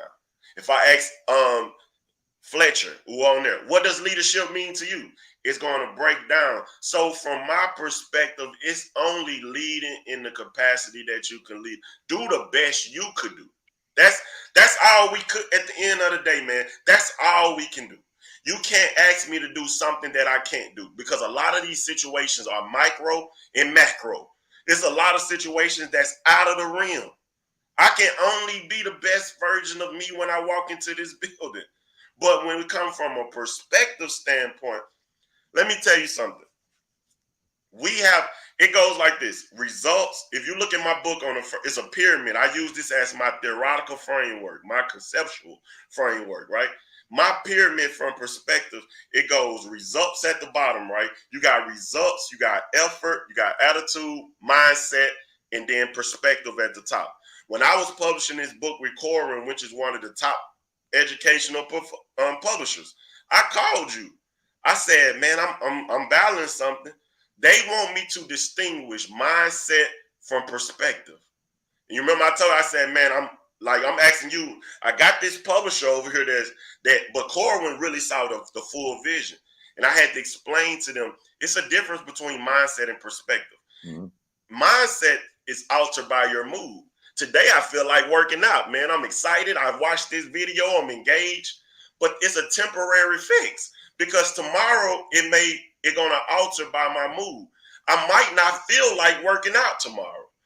But so my mindset altered. If I'm the principal in your school and I'm trying to build a morale in my school, what I do for a test, I'm doing a pep rally. Why are we doing that? to build a morale, to get them engaged, to change their mindsets so we can, but it alters. What happens weeks later? They revert back. It's until you change a person's perspective and outlook on school. My perspective of education got to change. It's a difference between an achiever and a non-achiever. To me, it boils down into how they view school. Man, I go to schools, and I'm going to get to the principal that I was going to. I asked them, give me a show of hands. And this is how you know we're not talking about ability. Because the mantra between educators is this: he can do the work, he just lazy. That boy ain't dumb. He can do the work. Okay, so what are you telling me? We talking about effort. We're not talking about his ability. When I go to schools and I ask them, I say, how many of you all, show of hands, when it's time to take tests, you just bubbling in answers to get the job done? I do this everywhere I go, and it's called a perspective gap. And I've been hearing this achievement gap, right? But listen, the perspective gap, right? So I asked them, how many of you all, when it's time to take tests, you just bubble in answers? Man, every hand goes up. And I tell the kids, I tell the educators, look at what just happened. All of your kids are telling me, because it's a 4-passage package, they are not reading it to do the work. They are just trying to get done, to say they finished. And I try to explain to the kids, that's the same data. Come on now. That's the same data that's being reported back. So when you talk about leadership and perspective, I said leadership is hard to measure because I get the variables, man. I try to explain to kids, you are making it hard for every educator in this country because the outside don't know you just bubbling in answers. And now they are getting evaluated, man. They are getting evaluated on you just bubbling in answers. And it looked like it's the teacher's fault. Every hand went up. We're not talking about ability. We're talking about effort. The ones that's engaged, the ones that's perspective is different, they are learning. So that's a real place. Perspective and leadership is everything. You got to take a certain perspective every morning because you got to know what you're dealing with. Man, I was at a school. Man, this one blew me. And you might can elaborate on this. This is why perspective is everything. I was doing a professional development, and it's in my book, Perspective. I was standing out front with the principal and a parent, and a student walked up. Man, I smelled it. I smelled the aroma. And I'm like, it's real loud, too. We all smelled it. The principal shook his hand and said, man, have a good day today. The man went into school and the parent said, how dare you? How dare you let him come into this building smelling like that? And I'm looking back and I'm looking for his answer because I see it from both perspectives. I see it from the vantage point you just talked about. Man, the principal stopped her in her tracks. And he said, ma'am, let me tell you something. I'm just glad he's here today.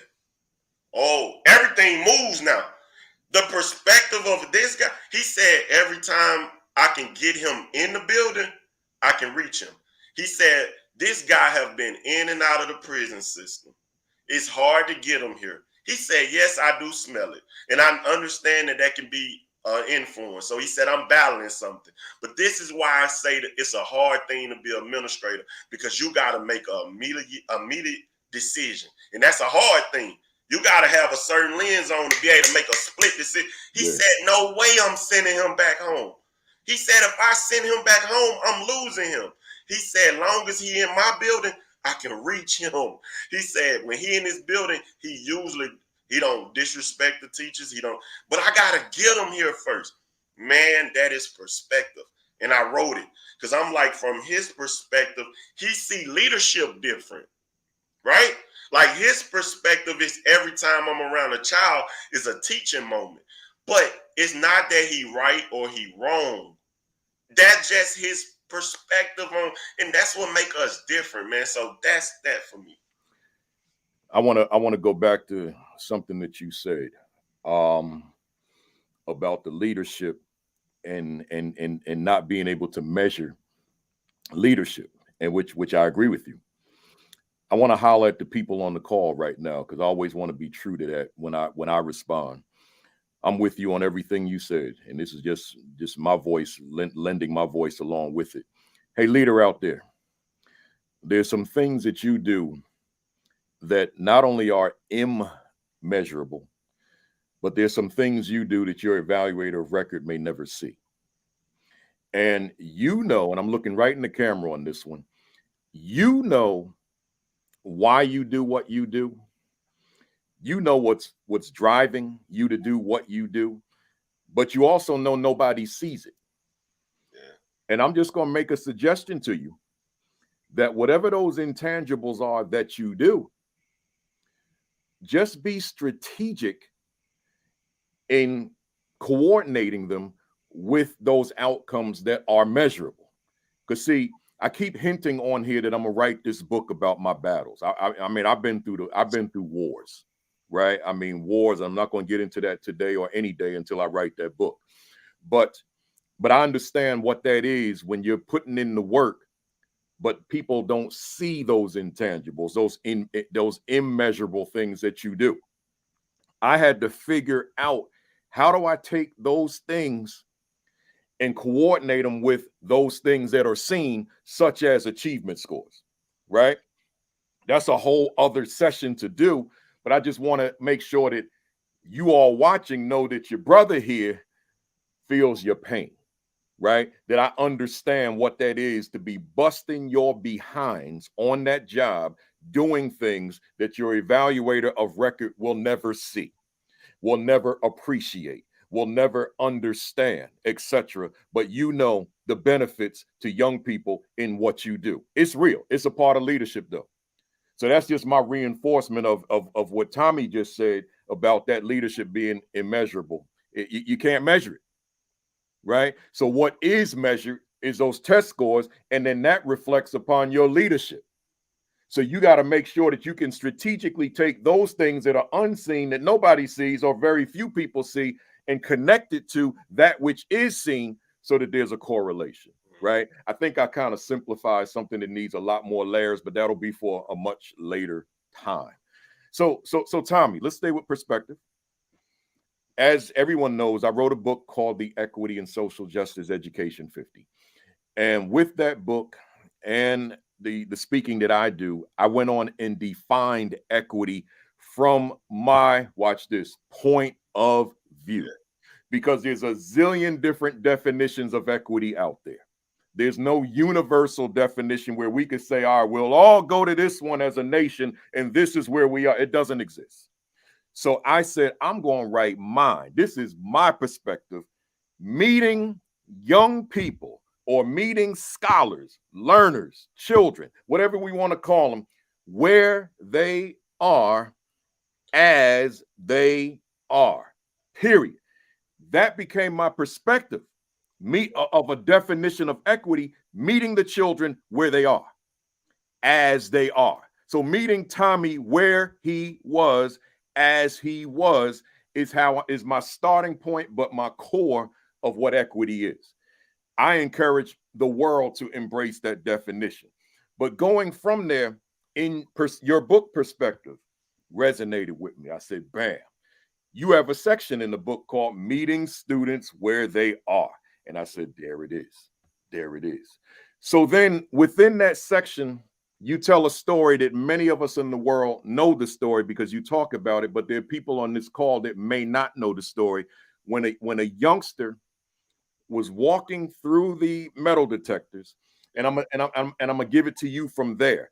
But before you say it, I'm gonna say that makes my definition of equity concrete in terms of what you saw and how you addressed it. So with that, please tell us the story.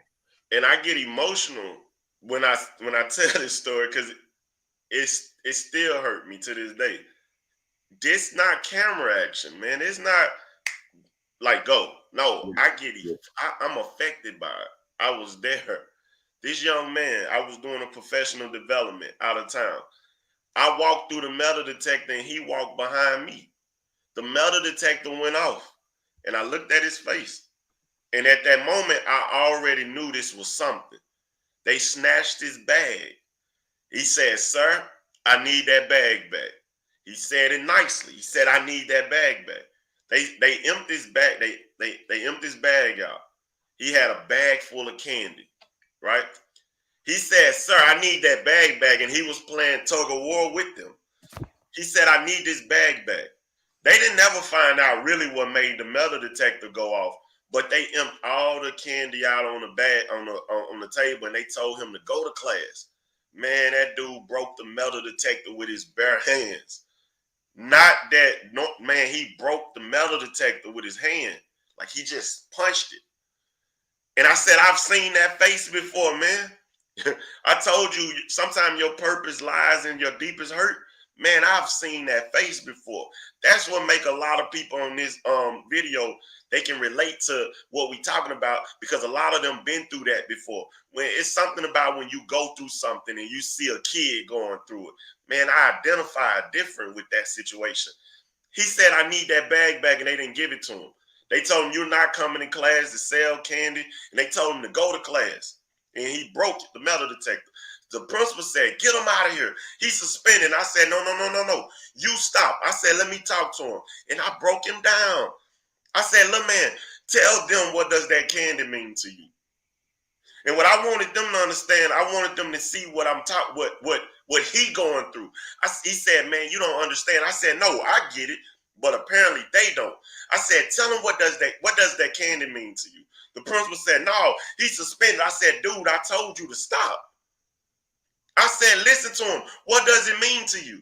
Man, what came out of his mouth next, though? Listen to me, man. Listen, what he said, if I don't bring that profit home, I don't make rent. Man, let me tell you something. I'm not easy to convince, man. Like, I'm not the one that you can just say something to and convince me. He said, if I don't bring that profit home, I don't make rent. Man, the assistant principal was on duty, the principal's on duty, and the counselor was on duty. When he said it, the whole room shifted. Listen to me. When I said, he said, I make $20 a day, sir. He said, at the end of the week, that's $100. He said, that's my portion of the week. At the end of the month, that's equivalent to $400. He said, my mom is on food stamps, sir. He said, my mom get her EBT card, and she's the candy lady in the neighborhood. And what she doesn't sell, I bring it to school, and that's my portion of the rent. Everything changes at this point. We call mom, man. Listen, I'm not easy to convince. Everything this kid said verbatim. Mom elaborated on it. Mom said, he's the man of the house. And I said, how dare you? I'm the man of the house. This kid is 6th grade. How you put that kind of responsibility on a kid? He coming to work just like you all are. So you wonder why it's hard to engage him. You wonder why he don't bring homework in and all. The situation is bigger than him. The principal cried. I asked the principal, I said, man, did you know that situation? He said, no, sir. I asked the assistant principal, I said, because you're on duty also. Did you know that situation? No, sir. I asked the counselor, I said, okay, this your area. This your moment. Did you know that situation? She said, I had no clue. But she said, he's a great kid. This didn't alarm nobody. And my problem with this was this. I didn't expect them to know every situation that goes on. But this kid didn't have a relationship with no one. And your first line of defense was, get him out of here. Man, you sending him back into an environment. When you suspend him, you send him back into an environment. Man, I'm talking about relationship building. If you would have asked the question that I asked, that's why in the book on chapter, asking the right questions. Stop thinking in the terms of should. These are the first few chapters. Like you feel like that wasn't a situation. You didn't understand. You didn't get it. You didn't ask the right questions. And one of the chapters is shut up and listen. Stop taking your own perspective on things. It's bigger than you. Get outside of that. I was hurt because you know what I started thinking about? Abraham Maslow theory, the hierarchy, the special needs of a kid. He said the longer a person go unfed, the hungrier that person get until a need is fulfilled, that this kid can't operate in a certain capacity. That's not me, that's theory. Come on, Bloom's taxonomy. Why we talk about it? Like, man, this was the perfect moment to operate Maslow. You get me? I'm like, come on now. Like, don't just let it be theory. Like, understand that was your moment. the special needs, and it was hurtful, man, because I'm like, if this kid come from high socioeconomic status, it has nothing to do with the kid. If this kid come from low socioeconomic status, it has nothing to do with the kid. If the kid is late for school, my kids are 9 and 5. If they are late for school, that's my fault. So punishing them on my fault is not fair. So I'm like, man, where are we at with this? And it was frustrating me because you was getting ready to send him back into an environment. Yeah. So with that, Tommie, I want to read something directly from your book on page 44. You said, short paragraph. You said, at that point, I could empathize with the young man. As I was raised in a household where I was taught that survival and making money were more important than school or anything else, I could relate to his urgency to hold on to his only source of income and his need to have a place to lay his head at night and a roof to cover it. Much like me at his age, schooling and formal education held little value for him. Rather, school was a venue for selling candy and enabling him to help pay bills and live. With that said, and as I always say, considering who watches this platform on Saturday, this academy on Saturday, let's say hypothetically you had already scheduled a workshop, a professional development workshop with the administrative team of that school, or if it's better, if you want to take it out of that building and make this generic so we're not identified, even though we haven't identified the school. So you're doing a workshop with a backdrop of what happened that morning. What might be an element in that workshop beyond what you said about, the questioning, did you know? What might you say to that team? And the reason I would ask you a question like that is because, again, because of the audience that we have here. What might you say to that team to be proactive as opposed to reactive to a situation that's very real? Empathy, man. It was the ability to understand. Empathy means the ability to understand. Did you know?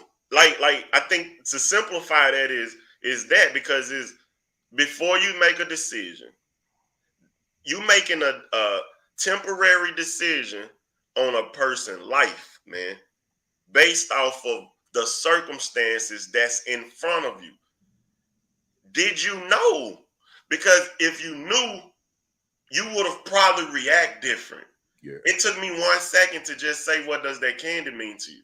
Yeah. And I paid for the candy. But this the other thing that I'm glad you asked that, because man, looking at it from both perspectives, I got a job to do. That's why leadership is hard, because you got a job to do. You also got to follow a certain criteria. I get it. But this is the opportunity that's in front of you. You got to know how to react. That's why everybody can't be in leadership, because you make an immediate decision. You got to make a decision sometime on the spot.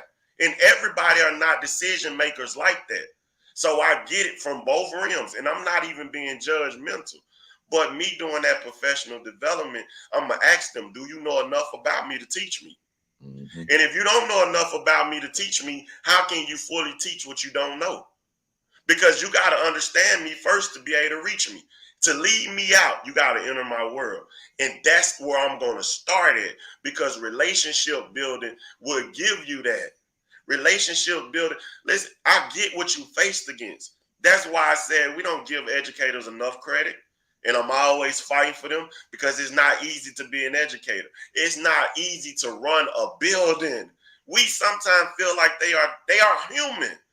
A lot of these situations that they are dealing with, they are human, and we expect them to just be superheroes, right? We get it, because I expect them to too, because that's the realm. But they all are human, man. They all got to go back home and deal with their own families. Like, it's hard, man. In today's time, it is hard being an educator. It's rewarding. That's why my message to them is, you matter. Never walk into that building like you're insignificant. No matter what role you serve, you can construct change.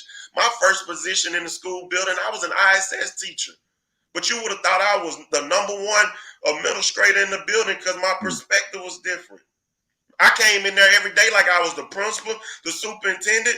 Man, every time I sign up for something, it's done. I'm coming in with a perspective of, I'm going to give everybody around me the best version of me. Bro, we are online. I am sweating. Yeah. This is a reflection of who I am. So my PD would have broke that down. But you touched on something from that passage that you read of surviving techniques. We didn't talk about education in my house. But what we did talk about was when you turn 18, you better go get a what? You tell me. Education. When you turn 18 in this house, if you don't have an education, you better go get a what? Diploma. Or a job. Oh, well, yeah. So think about that. So we talking about surviving techniques, right? I was convincing a young lady a few months ago. I said, go to school, baby girl. Go get you a degree. She said, why do I need school? She said, my mom is a bartender, sir. She said, my mom make almost $2,000 a week. I said, ooh, you got me then. I said, whoa, you. But I'm trying to convince her, and they talk. The house is different, man. She's thinking about surviving. I'm thinking about trying to convince her to do education. It's not even about education in her house. And for that Candy, he was coming into an arena to say it's surviving. So understanding them from their core, man, that's important. You know, and I'm still staying with this word perspective. There's so much there, and there's so much that I read in your book. You talk about exposure influences perspectives, right? And let me say that again for the folks out there. And by the way, folks, just to give you a gauge of where we are, I got like 2 more questions, right? So hit that share button, hit that retweet, let them know we're here. But again, you talk about exposure influences perspective, and I agree with that 1,000%. It does. I'm who I am, you're who you are because of what we've been exposed to. You know, in my case, when I went deep into African American history starting in 1984, that shaped who and what I became. And I'm still that guy. So, but had I not had that exposure, I don't know what I'd be doing with my life, but I don't think I'd be doing what I'm doing, or if I'm doing it, it wouldn't be the way that I'm doing it. So exposure influences perspective. So that influenced my perspective as a teacher, my perspective as a leader. Folks that know my work know that my focus, my emphasis is on culturally responsive and culturally relevant pedagogy, right? But that's because of my reading of history. And had I not read that history, that may not be my area of focus. So that exposure influenced my perspective. So with that being said, I want to quote you from the book. You know, as we talk about its implications for underserved and marginalized students, you said such as students taking for granted what it is to go into a mall on the other side of town, or a live theatrical or musical experience, or even to see an animal other than a dog, cat, or squirrel, right? So not having the exposure influencing their perspective. So if I don't have exposure to the mall, if I don't have exposure to the performance, right, then there's certain perspectives I may not gain. So here's what I want to do here with this question. I want to flip that. And I want to take the emphasis away from the student, and I want to put it on the teacher and the leader. Think about that teacher that's in that school, in your school, in my school, where I don't have certain exposure to what it is to walk into the shoes of the children that attend this school, right?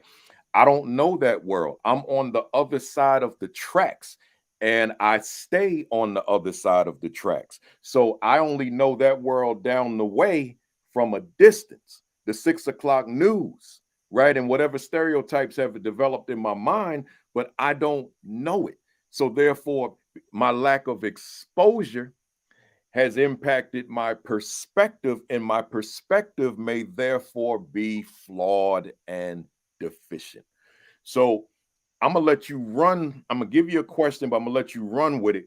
How do we ensure that the educator in the school has exposure to the worlds of underserved, marginalized students that are sitting in their buildings? Man, and that's a difficult one too, because I get that a lot. I get that from a lot of teachers that say, man, I didn't come from that. Like, it's hard for me to connect. It's hard for me to identify with what he going through. Yeah. And as the administrator, you gotta bring that. That's why I love our speaking colleagues, man. Like our speaking colleagues, it's people that know if you can't reach them, find somebody that could. But that's still leadership to me. If you can't reach, a pastor asked me one day, he said, how do we get our kids to buy into what we trying to do in the neighborhood? I said, sometimes you got to send somebody that look like them. Because sometimes you can't go. But sometimes you, and I'm not talking about what you look like on color. I'm talking about somebody that I can identify with. If he love to play sports, go down the street, get the nearest college. Bring coach in there. Because when coach tell him it's different, but that's still leadership because you understood what you was good at and what you're not good at. That's what make great leaders. And they would tell you in the business world, hire what you don't know. You know what I'm saying? Like if you don't know it, go hire somebody that know it. But that's still great leadership to me because you're not leaving a void. So every time you get the Robert Jacksons, the Seans, the Marcus, the Craigs, the Manuel Scotts, all of the, man, it's a lot, the O'Neill Chaps, all the rest of our colleagues, it's a lot of them. When you get them, you are bringing you bringing something to a field. That's exposure to your staff. Because if you only going off of your perspective, right? If you're only going off of what part that you see, then you're not widening the screen and you're not giving yourself enough room to grow. That's why it's good to bring other ideas, bring other people to the table. That's why I admire those people that's pushing the conversation forward, right? If you don't get them, find somebody that could and learn from them. Man, I'm always a kid. When I tell you that, man, I'm always a kid. Why do I say that? Because a kid always asks questions. You can't not stop asking questions. I know I get on your nerves sometimes. I'm going to ask you. I'm going to text you. Man, how you do this? One day I text you and you told me, look, I can't even tell you because if I broke that down, it's going to be all day. But I am a student, man. I am still a student. And one thing I love about children, they're going to, once they get in that car with you, they're going to ask you, where are we going? How long it's going to take to get there? Man, these are questions that you got to continue to ask. So when I tell, and it's good that you didn't come from it, and this the flip to your question. It's a positive for me because I can identify with it. But the fact that you don't come from that, you're not biased in a certain sense because I'm connected to a point where sometimes that could be my downfall because I'm so connected to that environment. Sometimes that could be my downfall because it's hard for me to raise the bar at times because I'm so nurturing to that situation. I am so personal to it. So, but for you, you don't really have that connection that I have, so you can continue to learn and evolve. You just got to learn as you go. That's why I love the movie Freedom Writers. And you talked to Dr. Scott last time. The first thing she said was journal. Because if you can't find out what's going on in your classroom, then you don't understand the level of influences that's in your classroom, right? So that's why I love that she forget the curriculum right now. We're not even talking about lesson plans. Let me find out who I am serving. And now that I know who I am serving, let me bring these people in. Let me bring the Kafele's in. Let me get these people in the room. Because now when you give me a blueprint, I am only going to use what Kafele said and I'm going to build from it. So now you see how you became my influence, how you gave me a blueprint. Now I got something to go off. I heard him speak. Now I use his framework. When I go in schools and I see my 4Bs or something on the wall, I'm like, dang, that's so good. And teachers tell me, man, I be using that every day. And that's how you grow. That's how you grow. That's how you grow. I got two more, folks. Two more. So we good on time. We good. Tommie, you got a chapter on culturally responsive pedagogy. And you quoted the guru, Dr. Geneva Gay. I had the opportunity of meeting her a couple of times over the years. And I want to share something that you wrote. Not that she said, but I want to share your words in on this one paragraph. You said, I can honestly say that growing up, I was not exposed to many Black male doctors. I'm excited that my daughters now have the opportunity to see dedicated professionals who look like them, Black female doctors, Black female news anchors, and even a Black female vice president. Exposure to successful professionals who look like your students, especially professionals who grew up in similar circumstances, can boost student self-esteem and convince them that achieving similar success is within their reach. Whenever possible, I would urge you to provide your students with such exposure by inviting guest speakers into your classroom, pursuing opportunities for mentorships, or assigning projects that require students to interview these professionals. Right. So I just want you to expound on that, because the reading is a reality for so many in education who are working with young people of color, that they're not necessarily seeing people in those various different walks of life where, you know, because then kicks in the cliche, I can't be what I don't see. So what would you say to just to build on what you said in the book, what would you say to a leader about ensuring that children have opportunities of seeing people in these various capacities so that they can aspire to one day become folks in these various different roles? It's hard for me to become what I don't see. Like, representation is everything. And for me, it's like I limit the excuses now. Now that you've seen a guy that looked just like you, now you see a guy that came from the same environment as you. Let me reflect. Now you've seen a guy that's kicked out of 10 schools, 1.8 GPA, 14 on his ACT, shot his senior year, was arrested and locked up his 5th grade year, repeated 8th grade, kicked out of 10 schools, first generational, everything. The youngest in his house, the first to do it. Come on now. You have a blueprint. You have a model now. And it's a lot of kids, man, that never got to see that kind of representation, because the only way that they usually see it is, if it's not in their environment, it's through media. When they usually show media, they show what we look like from their vantage point. And sometimes that's not the best representation. Man, it's hard for a story like mine to get exposure because it don't get the ratings that everybody, man, let me go out there and shoot somebody, right? Oh, it's on everybody's radar. Click on this. But we got to do a better job, man. We got to do a better job in showing what a success story is. Because if we only showing what the robberies, showing what a black man look like, every time I'm a kid and I got to look on the social media and see our people sharing it, it's got to be something that's connected to badness, like something that's bad. But success stories don't get enough exposure. But if we start doing that, if we start showing young kids, yes, it's a guy that didn't make it in sports, rap, or streets, but he's a doctor now, and he looked like you. He come from your environment. Now you feel like, okay, I can do it now. So it's so important to give them those representation, because a lot of kids just don't see it, man. They just don't have the avenue. And for black males, man, listen, males in general, right? It's hard. Like, it's a lot of platforms for female audiences, right? Because it's not hard for a female to link up with her girlfriend and they talk and they cope with each other, tell what affecting them. But it's harder for males because who are they talking to? Let me get deep real quick. Who are they talking to? Because where I come from, man, you know what happens when I say, Kafele, man, my feelings got hurt today. Like, I come from an environment where I would never tell you that I'm affected.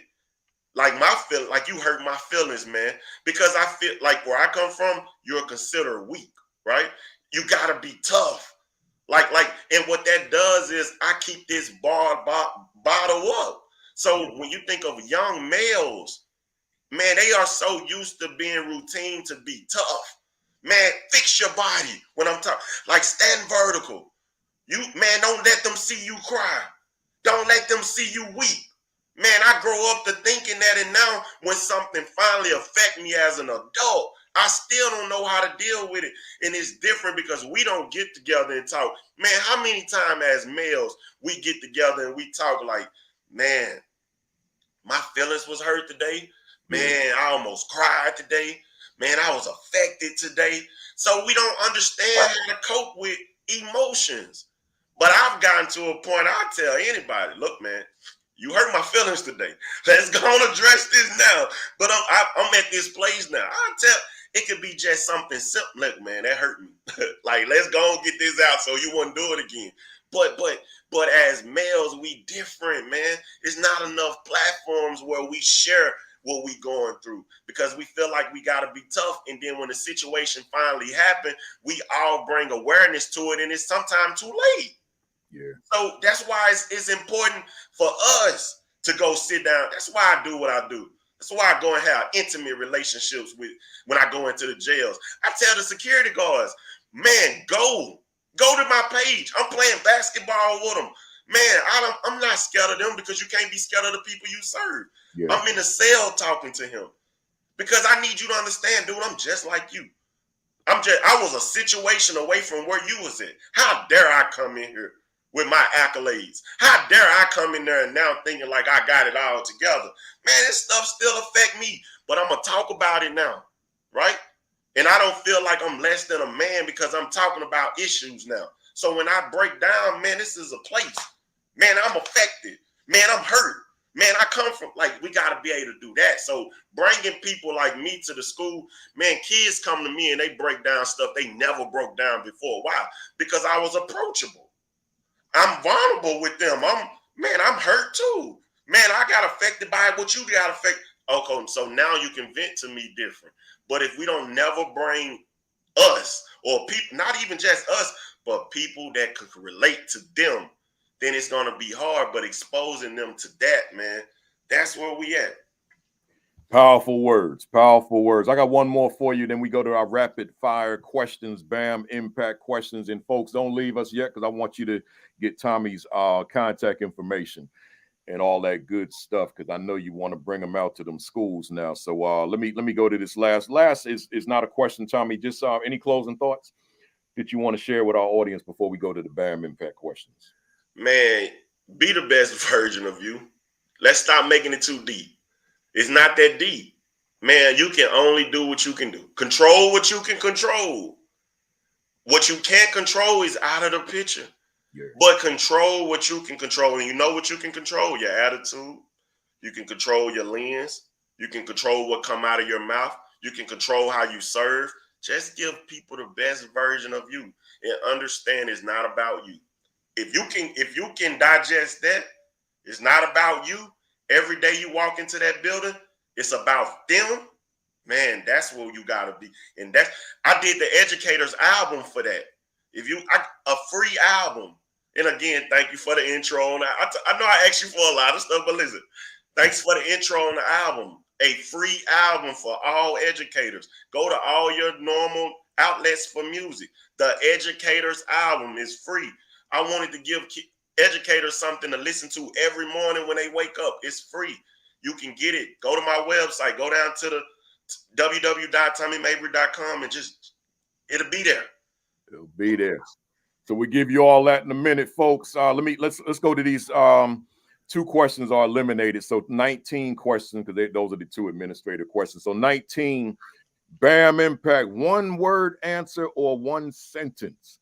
Go over a sentence. I'm gonna cut you off. Right. So here we go. Is education on the right path for underserved children? No, but I think it's improvement. We seeing improvements. Can true equity occur in America's schools for Black, brown, and other underserved students? I'm coming from a positive lens and saying, yes, everything is possible. Because if I thought otherwise, why I'm doing what I'm doing? That's right. Does Dr. Tommie Mabry's work contribute to the progress we desperately need? I hope my contribution is. That's all I can do is contribute what I can contribute. And I hope that I'm doing a great job at it. If you could do a reset on your life, would your line of work be different or the same? It will be the same. Why do you continue to do this work? Because I'm a servant. And I feel like in the realm of education is the largest platform to serve on. So if you're a real servant, this is the arena that you would see the most effective work as servants. No avenue is bigger than the education system when it comes to serving. Love it. What fires you up within the work that you do? The students, man, making a difference. That's what give me that fire. What do you love about the work you do? The relationships that I'm building. What do you dislike about the work that you do? The situations that I'm dealing with. A lot of them I'm just not going to be able to change, but I'm going to try. But I just know some stuff are constant. Yeah. What has been your greatest victory in this work? My greatest victory will be every engagement that I get. After every engagement, I look back and say, man, you can still better your best, though. Keep going. Like, I'm inspired by every time I get to do what I'm doing in my gift. Love it. What was your greatest mistake in this work? Rushing the process. I want stuff done, and I'm working on patience now. A blessing too early is not a blessing. So me trying to rush the process and get to a place too fast, that's been the biggest thing. What has been your greatest challenge in this work? In this work, for me, honestly, and this is personal with me, it was battling work and family. Because, we gone so much, man, and knowing when to cut off work and give that family time. I'm learning that now as I go, and I'm bringing them along with me and letting them see the journey. But I'm not perfect, man. I get in work mode. I know you're going to cut me off, but let me explain it. Don't cut me off. Man, I be work. But now it's like, man, you can't forget the core, man. Like, and I'm not saying I neglect home, none of that. Don't miss the content. But being able to balance, man, work and family. That was because I was just out there for a long time working. But now I'm coming around and I got it, man. I love it. Who inspires you in this work? Of course, you and my other speaking colleagues, but the teachers, man. To see what those teachers deal with every day and how effective they continue to be every day. Man, when I go to a school, I'm inspired by that, man, because I know it's hard to do what they do every day. What are you reading right now? Book, blog, article, anything? Purpose-driven life. That's what I'm on. I'm on day 39 right now. Me and my wife and family, we on purpose-driven life, and that thing is there. That's where I'm at right now. Nice. What book would you recommend for our viewers this afternoon? Perspective. Yeah. The secret to motivation and success in a dark journey to a light future in all your books. Appreciate you. What do you want to accomplish that you haven't accomplished yet? I'm at that place now that it's whatever God got for me next, but I would love to do a TED Talk. I think that's one of the ones that I'm like, oh, I haven't reached that yet. Movement to my life. I'm in the same space. I'm waiting for somebody to invite me to do one. The TED Talk, wait. Yeah. Everybody done want to set me and you. Come on, we gotta get up there. Yeah, I'm waiting for someone to invite me. So somebody out there watching, let them know. Kafele and Mabry, we still want to do a TED Talk too. I don't need no rehearsal for it. All I just say yes, and I'll be there because I'm not bringing no notes, no PowerPoint. I'm just gonna go boom. I don't care where it's at. I'm going. Let's go. Let's see. Here we go. Are you satisfied with where you are now professionally? I'm at peace with where I'm at now, but I'm not complacent. There's a difference between peace and complacent. Yeah. I'm at peace, but I'm working, man. I got another gear.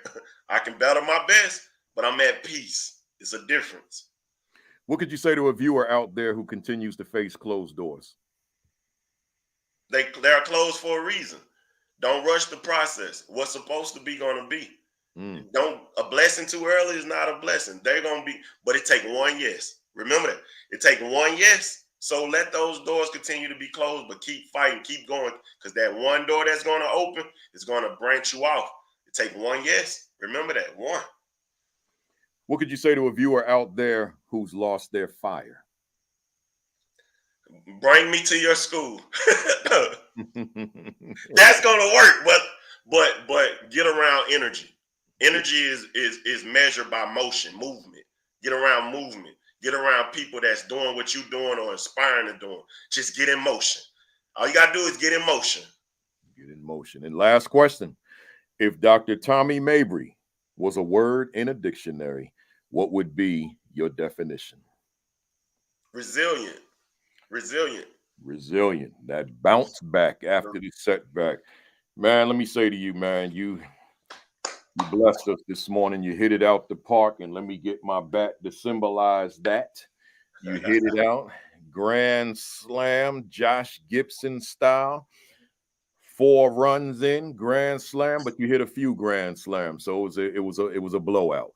So, hey, folks on here, I see. I don't even have to tell you what to do. You're already doing it. Hit me up, hit us up with them emojis. Let Tommie know if you enjoyed the conversation, if you benefited from it, if you could use it, if you can take a lot of what you heard back to your respective schools or back to your leadership or the aspiring folks to your developing leadership. Man, I see all them emojis, man. Y'all coming on these things with some stuff, man. I appreciate that. Appreciate it.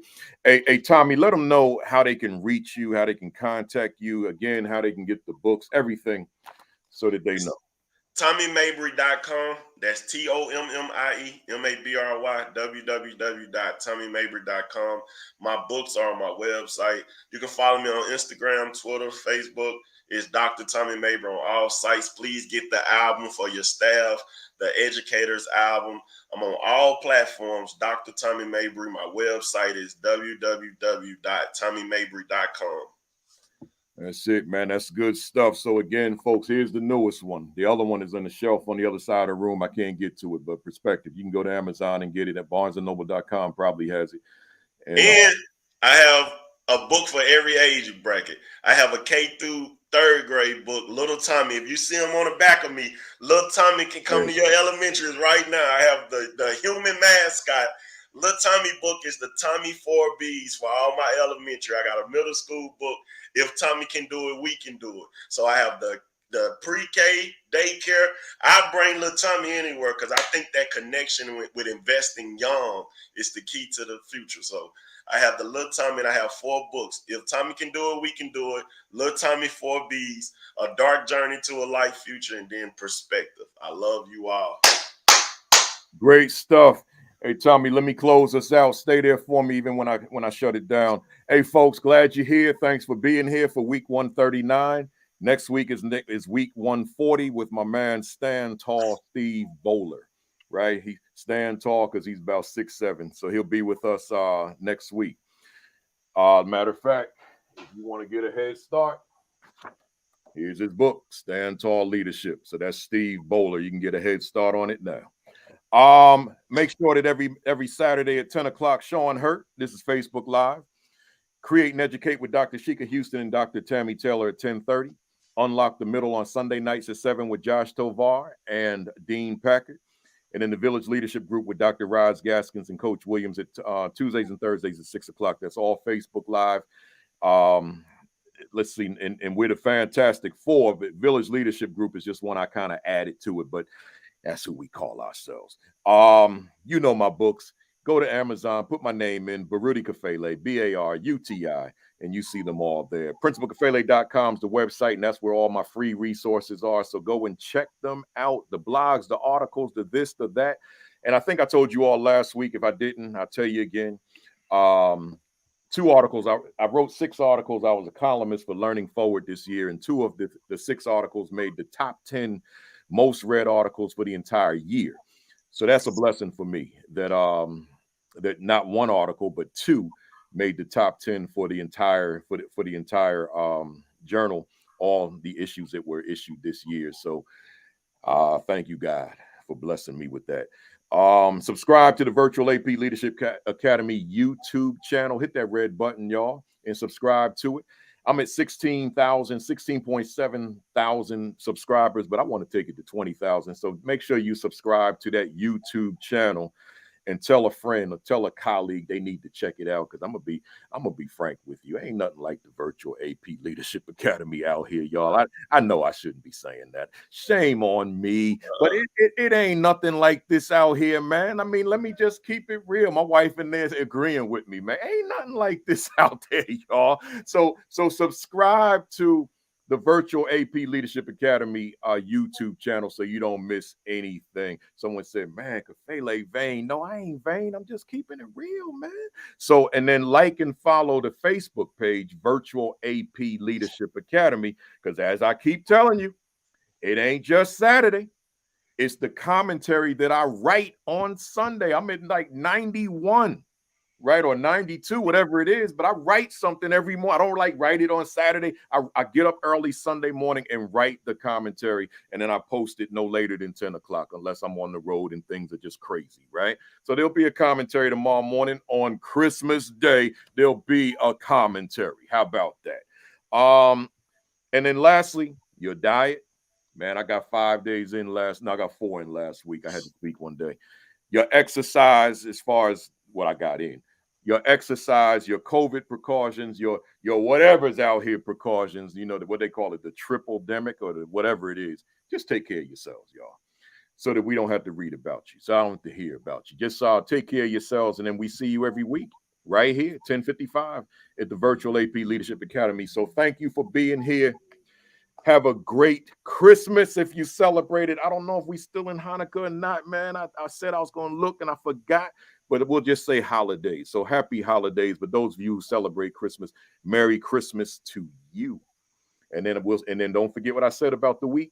If you came on late, go back to the beginning of the video and see what I said about Monday, Tuesday, Wednesday, Thursday, and Friday relative to your mirror. That's important. And then I'll see you Saturday morning, same time. Have a great week. Have an extraordinary week. Have your best week yet. Peace. Peace. Thumbs up. Cock that fist back. 1, 2, 3. Bam! I'll see y'all next Saturday, man. Again, have a Merry Christmas with your family, but we will see you before New Year's next Saturday, New Year's Eve. No Saturdays off.